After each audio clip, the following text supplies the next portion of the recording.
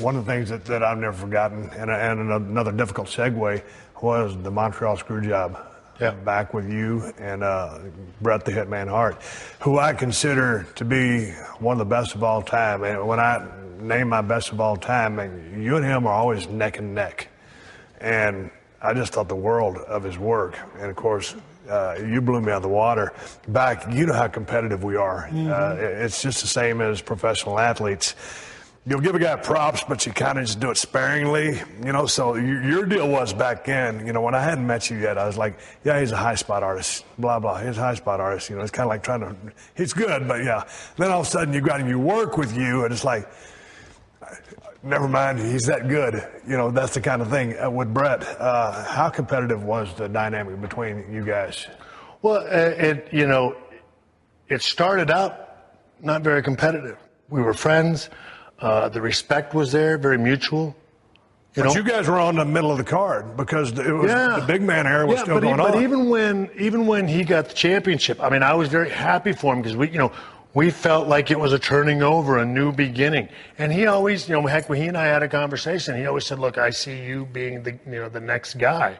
From my perspective, I guess that me being the next guy happened sooner than he wanted it to, or that he thought it should.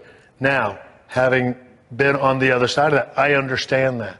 Having to face that there's a guy that's, doing better than you and drawing money and drawing ratings, tough pill to swallow. So going into Montreal, what was the deal going into that night? Straight up. Uncomfortable. Well, I mean, again, now first, you got to go back to whatever, it's like the Wednesday where the subject first gets broached of like, and of course I don't bring it up. I'm, like everybody's sort of dancing around there. And then finally Hunter blurts out. But you're getting the fact, hey man, he don't want to do it. He don't want to do it. Yeah. Well, Vince is telling me. Yeah. And it's like, all right, well, I mean, whatever. I mean, because at the time I'm not grasping, like I'm getting the whole, like, yeah, he could leave, but I mean, he says he's going to come to Monday and do that. And, and of course I see there's not value in that. That's as a company and all that. I get all that, but it's like, okay, but like what, I mean, it's $1 million question. Like, okay, but what do you want to do about that? And of course he doesn't want to say it. And I always, you can think, 10 miles to Sunday about it, but I think he was waiting for somebody to bring it up. Right. And so that Hunter did. Hunter's words were, if he doesn't want to do business, maybe we should do business for him. Interesting. You know what I mean? And Vince says, well, what are we talking about here? We're talking about going there? And of course, I'm just like, I mean, I guess I'll do whatever you want. You're the guy trapped in the middle. It sucked. Yeah. I mean, so, again, even with all of our differences, it ain't an enviable place to be in. No. It's one thing, again, we had personal problems with each other. Yeah. The whole nother thing to live it all out on a pay-per-view frickin' TV. Yeah. Nobody wants to do that. You know what I mean? And so it's not like, oh gosh, could I? Yeah. It isn't like that. So there's nothing until Saturday, and then there's the production meeting. And of course, we come in at the end of the production meeting and they're dismissing it and all that kind of stuff. And then all of a sudden everybody's gone and it's just me, Vince, and Jerry Briscoe and Hunter. And then of course it's like, okay, well, I'm still going to try tomorrow to talk to him. But, if it doesn't happen, we're going to think of an alternative. We're going to have to, he can't leave the building with that belt. Yeah. And it's like, okay. So then we go down with Jerry, and Jerry's just sort of mapping out, like, hey, like if this goes down, I'm like, logistics. Yeah, I mean, look, we don't, and as you know, you don't know what the match is. I mean, right now, all you know is that right now we're talking about it being a double disqualification. Yeah.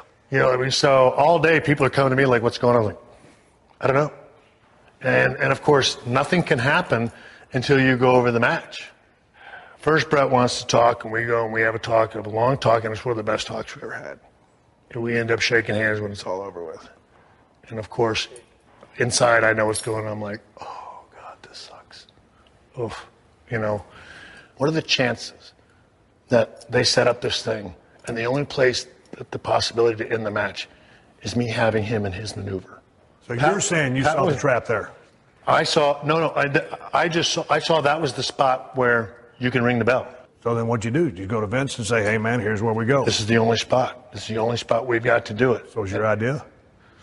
Well, I just said, look, I put him in the sharpshooter. You got to ring the bell. Right. I said, either that or it's going to be some place where I've got to hold him down. What if All right, you go in the match. You guys have had a million matches before.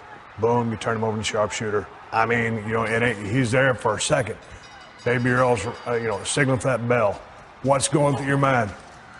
I don't even remember. I mean, everything was just so. I mean, Vince came out. I see him there. It was a very uneasy feeling. It just isn't. I imagine it's. I don't know. I've always been like those mob movies where you got to go in and shoot your buddy. Yeah. You know what I mean? Even though you might have had differences or whatever, he's still a colleague or whatever. Yeah. I mean, it felt like that. And then, of course, what bothered me more than anything, I'll say this: what bothered me more than anything is Vince was adamant that I deny it, that he wanted to take responsibility for it, and I could not convince him. Like, dude, you're not going to, right? Because you're Vince. No one's going to blame you, and even if they do, they're going to do it quietly. They're going to blame me. Yeah. It's going to go on me. Well, no, I want to take it. I was like. Honestly, what bothered me more than anything was having to deny it. Yeah. You know what I mean? Because the boys figured you were on the take. Yeah. I mean, that's the thing. At least it's much easier to stand there to me and go, yeah, I knew, and get punched in the face. At least it's out. Right. You know what I mean? And I'll give Brett this. I mean, all the years later, he knew, and that's one of the things that was what made even the reconciliation so nice is that he knew. It took him a lot of years to figure that out, but it's like Shawn carrying that burden wasn't fun, and it wasn't. Right. That's the thing. We had our differences, but we never hated each other. You know what I mean? And that and so I don't know. It would have been much nicer to be able to tell him the truth. I'd have slept better knowing that. I guess it just wasn't fun. How long did that really eat on your nerves? After that, what did you always bear that burden until y'all had the reconciliation? Well, you know what I mean. Or did you just say, hey, man, okay, after a week, it's time to move on, and get down the road? Well, as you know, this business moves so fast. You don't have a lot of time to dwell on stuff. No. After I left and went home, and again, my faith and all that other stuff. I mean, I did have to reconcile that stuff within myself, and like I said, that's why the first time they came down and did like a show, I said, look, I'm gonna say that I knew. I gotta get it out. Get his load off. Yeah, you know what I mean. And so it took another 10 years after that for him to get to a place where he felt comfortable, but it meant a lot to me to get it out there, and whatever heat people wanted to dump on me. I was like, that's fine with me, man. As long as I got it off my chest, I feel better.